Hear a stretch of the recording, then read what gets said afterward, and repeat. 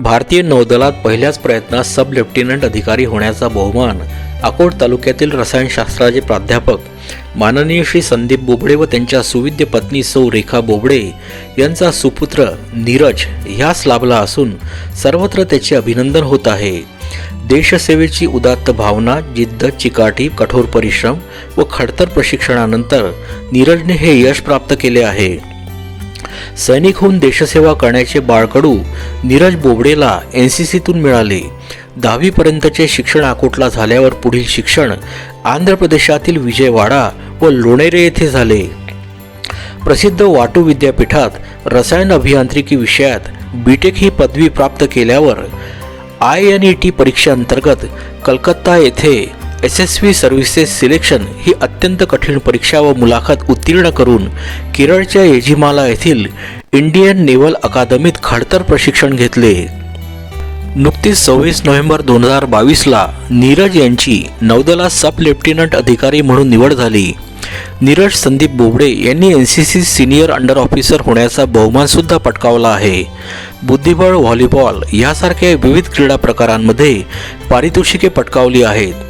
नीरज हा माननीय श्री संदीप बोबडे व सौ रेखा बोबडे यांचा एकुलता एक मुलगा असून त्यांनी तो देशाला समर्पित केला आहे। त्याने आपल्या यशाचे श्रेय आई वडील, गुरुजन, JCI, सफल फाउंडेशन, सेंट पॉल अकादमीचे विद्यालय व वाटू विद्यापीठाला दिले आहे। अकोटच्या प्रसिद्ध राठी कोचिंग क्लास येथे 30 नोव्हेंबर 2022ला नीरजचा संचालक व प्राध्यापक माननीय श्री भगीरथ राठी व सेवानिवृत्त शिक्षक माननीय श्री विजय जितकर यांच्या हस्ते सत्कार करण्यात आला।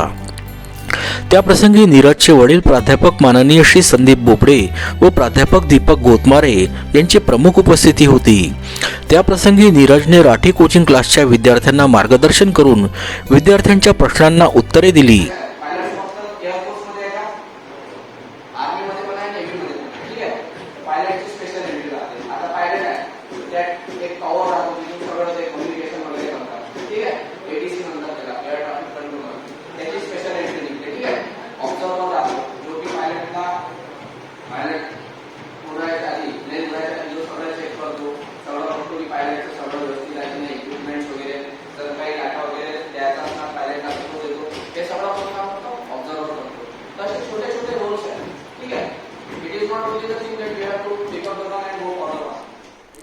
कार्यक्रमानंतर नीरजने किरण न्यूजशी संवाद साधला आहे, तो आता सादर आहे। सर, ॲक्च्युली आताचा जो वॉरफेअर आहे हा पूर्ण टेक्नॉलॉजिकल बेस झालेला आहे वॉरफेअर, ठीक आहे। तर यामध्ये आता जे वॉरफेअर आहे तो फक्त म्हणजे आधी जसं लँड टू लँड होत होतं, म्हणजे पर्सन टू पर्सन वॉरफेअर होत होता। आताचा जो वॉरफेअर आहे तो तसा नाही राहणार। आता जास्तीत जास्त मिसाईल्स वगैरे राहणार आणि सध्याचं जे चायनीजचं हे आहे ॲग्रेशन आहे ते जास्तीत जास्त इंडियन ओशनवर काय म्हणतात कॉन्सन्ट्रेटेड आहे। तर त्याच्यासाठी जे आपली इंडियन नेव्ही आहे त्याच्यामध्ये जास्तीत जास्त ऑफिसर्सला म्हणजे जाणं अपेक्षित आहे। तर for winning war now we need to join Indian navy I will say. सगळ्यात आधी तर माझं मोटिवेशन माझे फादर होते। माझ्या पप्पांनी मला खूप मोटिवेट केलं आणि दुसरं मोटिवेशन माझं NCC। माझं जेवढं पण म्हणजे मला जेवढी इन्फॉर्मेशन मिळाली आर्म फोर्सेस जॉईन करण्याबद्दल आणि जेवढं पण मी त्याच्यामध्ये क्वालिटीज डेव्हलप केला, ऑफिसर लाईक क्वालिटीज ज्याला म्हणतो आम्ही डिफेन्स फोर्सेसमध्ये, तर हे सगळं मला NCC थ्रू माहीत पडलं। तर NCC इज माय मोटिवेशन। आधी स्टार्टिंगला माझ्या आईने विरोध केला, पण जेव्हा मग मी मम्मीला सांगितलं की being an officer in Indian arm forces is not like की आपल्याला फक्त वॉरवर जायचं आहे। इट इज लाईक बाकीच्या पण फील्ड्स असतात, जसं इंजिनियर्स असतात, त्यामध्ये मेडिकलवाले असतात, एअर ट्रॅफिक कंट्रोलर असतात, ऑब्झर्वर्स असतात, एज्युकेशन ब्रांचमध्ये असते। तर मग मम्मीला जेव्हा मी इन्फॉर्मेशन दिली तर नंतर मम्मीने पण मला खूप सपोर्ट केला त्यामध्ये। सर, सगळ्यात आधी तर आपल्याला एक्झाम क्लिअर कराव्या लागतात, जसं आफ्टर ग्रॅज्युएशन CDSची एक्झाम आहे, INETची एक्झाम आहे, FCATची एक्झाम आहे। तर एक्झाम क्लिअर झाल्यावर मेन येतो आपला SSB interview, service selection board याचा इंटरव्ह्यू। तर ती 5 डे प्रोसिजर आहे ज्यामध्ये तुमच्या वेगवेगळ्या टेस्ट होतात, तुमचं इंटरव्ह्यू होतो, ग्राउंड टास्क ऑब्स्टॅकल असतात, परत सायकोलॉजिकल टेस्ट होतात आणि हे सगळं केल्यावर पण तुमची मेडिकल फिटनेस ची हे होते, चाचणी होते, टेस्ट राहते मेडिकलची। तर ती पार केल्यावर नंतर एक मेरिट लिस्ट लागते सर, की ज्याच्यामध्ये हे सगळे मुलं ज्याच्यात टॉप असतात आणि ते मेरिट लिस्ट झाल्यावरच तुम्ही जॉईन करू शकता अकॅडमी. वर्णन तर नाही, मी तर जेव्हा माझं हे आलं तेव्हा मी पासपोर्ट ऑफिसला होतो अकोल्याला आणि मी वडिलांना सांगितलंच नाही, मम्मीला पण सांगितलं नाही. मी म्हटलं घरी जाणार नंतरच सेलिब्रेट करणार. So it was one of the best day of my life. होते सर, बरेचशा वेळ होते की घरची वगैरे आठवण येते, पण त्यावेळेस आमचे टीचर्स लोक आम्हाला एकच म्हणतात, the reason you joined Indian arm forces. तिथे सर पॅट्रिऑटिझमचा भाग येतो की तुम्ही कशाला जॉईन केलेला आहे. एक पॅट्रिऑटिक जेव्हा तुम्ही आहात तेव्हाच तुम्ही ते जॉईन केलेलं आहे. पॅट्रिऑटिझम सगळ्यांमध्येच राहते, देशभक्ती सगळ्यांमध्येच राहते, पण ती तुम्ही इथे प्रूव्ह करायसाठी आलेलं आहे. तर बस ते पॅट्रिऑटिझमचे ते आम्हाला मोटिवेशन देत असतात की आपल्याला हे करायचं आहे, ते करायचं आहे. आणि मेन चीज तर सर पॅट्रिऑटिझम येते त्या वेळे, तर त्यांनीच ते मोटिवेशन राहते आमचं की नाही, घरची आठवण येत आहे पण देशाला आपली जरूरत आहे, तर आपण थांबणार इथे. सर मी आता प्रशिक्षणातल्या काळातलंच सांगू शकणार, कारण की आता माझी पोस्टिंग आलेली आहे, तर त्याच्याबद्दल नाही. आमचं डेली रुटीन चालू होतं 4:30ला, सकाळी 0430 म्हणजे 4:30 वाजता आम्ही उठतो. शेविंग, डेली रुटीन वगैरे सगळं करून आमचं मस्टर होते. मस्टर झाल्यावर आम्ही ग्राउंड करतो. जसं ग्राउंड झालं तसं ब्रेकफास्टला जातो. ब्रेकफास्टला आम्हाला हार्डली 5 ते 10 मिनटं भेटतात पूर्ण जेवण संपवायला, आणि ते पण विथ फोर्क अँड नाईफ. तर ते कंप्लीट करून आम्ही मग क्लासेसला जातो.